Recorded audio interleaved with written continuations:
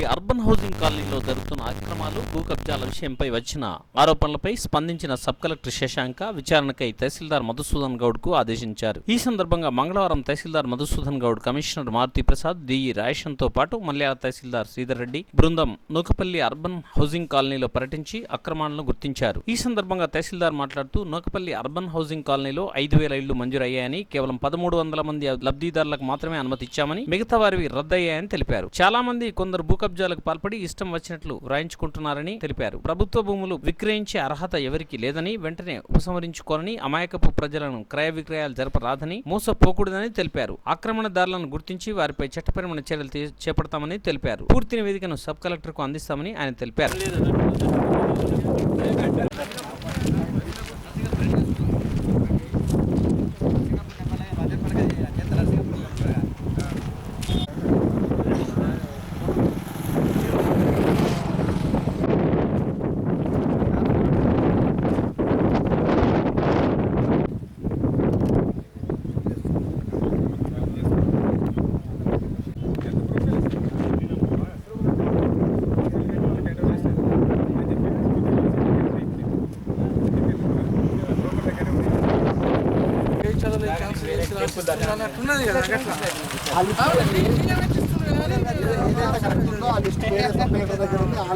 వేరే ఒక వ్యక్తి కూడా అంతే సార్. ఇప్పుడు జైత్యాలలో కొంతమంది కట్టుకుంటుంటే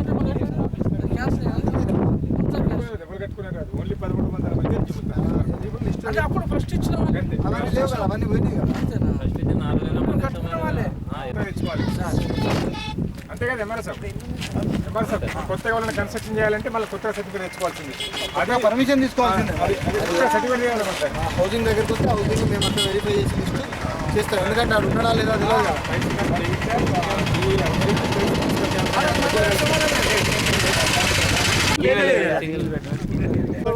వెరిఫై చేసి పంపలేదా?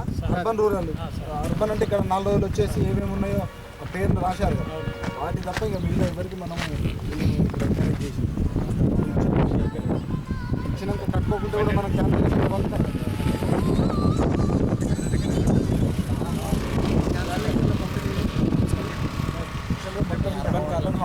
హౌసింగ్ దగ్గర ఉంది కాక అంటే నాకు తెలిసి సుమారు 5,000 ఓన్లీ 1,300 ఇప్పుడు మిగతాయన్ని. సో అందుకని చెప్పి ఫైనల్ లిస్ట్ ఒకటి పంపించారు. వాళ్ళే కట్టుకుంటే మిగతా డబ్బులు శాంక్షన్ అవుతుంది. లేకపోతే సుమారుగా అలాట్ అయిన వాళ్ళకి కూడా అవకాశం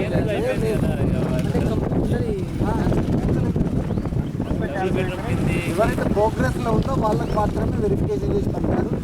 వాటి డబ్బులు హౌసింగ్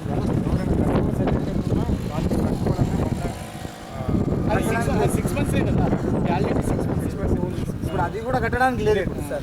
నిజంగానే ఇచ్చున్నా కానీ కట్టడానికి లేదు. ఎందుకంటే ఇన్ ప్రోగ్రెస్ లో వాళ్ళ పేరు ఉంటేనే ఇలా డబ్బులు వస్తాయి. గతంలో ఇచ్చారు కదా అని ఇవాళ వచ్చి వేసుకొని రేపటి వరకు వేసుకొని నాకు 15 లక్షల రూపాయలు ఇవ్వంటే లేదు. గవర్నమెంట్లో టైం ఇచ్చారు. ఆ టైంలో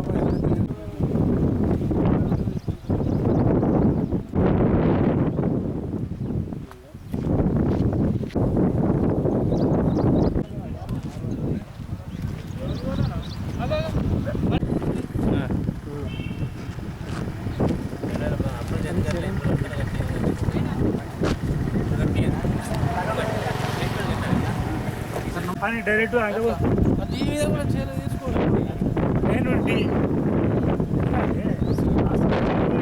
లేకపోతే పచ్చికి సంతకం చూసుకోవాలి.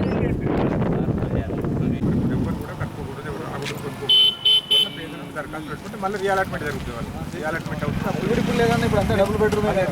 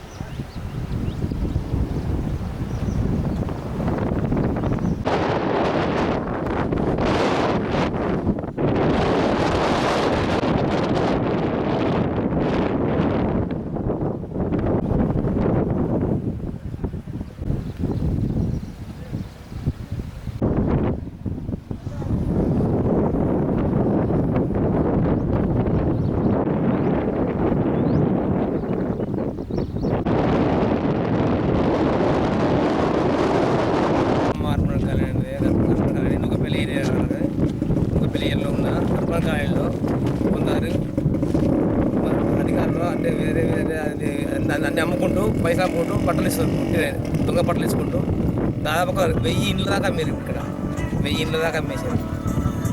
1000 ఇండ్ల పూర్తి చేసి చేసుకోవాలని ఇచ్చినాం, ఇచ్చినాం. అయినా చూసుకున్నా అవుతుంది, గట్టి చేసుకొని ఒక్కరికి అన్ని తీసేసేటప్పుడు. మూకపల్లి అర్బన్ హౌసింగ్కు సంబంధించి సుమారు 5400 ప్లాట్లు గతంలో కేటాయించడం జరిగింది. అవి ఇందిరమ్మ హౌసింగ్ పథకం కింద కేటాయించిండు. అయితే వాటిని నాట్ స్టార్టెడ్గా ఉండి కట్టుకోలేని సందర్భంలో మళ్ళీ ఎంక్వైరీ చేసి అన్ని క్యాన్సిల్ చేసి సుమారు 1300 మాత్రమే గవర్నమెంట్కు ప్రతిపాదనలు పంపించడం జరిగింది. కానీ ఈ మధ్యలో చాలా ప్లాట్లను ఒకరి నుంచి ఒకరికి అమ్ముకోవడం జరుగుతుందని తెలిసి సబ్ కలెక్టర్ గారికి కంప్లైంట్ వచ్చిన సందర్భంలో సార్ ఆదేశాల మేరకు మున్సిపల్ కమిషనర్ గారు, డిఈ హౌసింగ్ గారు, మల్యాల తహసీల్దారు మేమందరం మూకపైకి వచ్చి చూడడం జరిగింది. ఇక్కడ అనాథరైజ్డ్గా కన్స్ట్రక్షన్ చేస్తున్నట్టు మా దృష్టికి వచ్చింది. సో ఈ సందర్భంగా ప్రజలందరికీ తెలియజేస్తున్నది ఏంటంటే, ఏదైతే గవర్నమెంట్ శాంక్షన్ హౌసింగ్ ద్వారా వచ్చిన వాటిని మాత్రమే కట్టుకోవాలి. మిగతా ఏ అక్రమ నిబంధనలు తీసినా వాటిపైన కఠిన చర్యలు తీసుకోవడం జరుగుతుంది. వారి ఇల్లు కూల్చడమే కాకుండా వారిపై పోలీస్ కేసులు కూడా పెట్టడం జరుగుతుంది.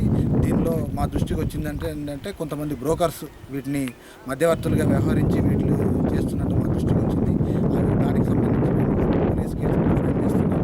ఎవరైతే అలాంటి వ్యక్తులు ఉన్నారో వాటిని ఖచ్చితంగా వాటిపై ప్రభుత్వపరంగా కఠిన చర్యలు తీసుకుంటామని ఈ సందర్భంగా తెలియజేస్తున్నాం. ముఖ్యంగా అమాయక ప్రజలు, ఇదంతా గవర్నమెంట్ ల్యాండ్ కాబట్టి, గవర్నమెంట్ ప్లాట్స్ కాబట్టి ఎవరైనా వీటిని అమ్మడం కొనడం నేరం కాబట్టి ప్రజలందరూ వీటికి దూరంగా ఉండాలని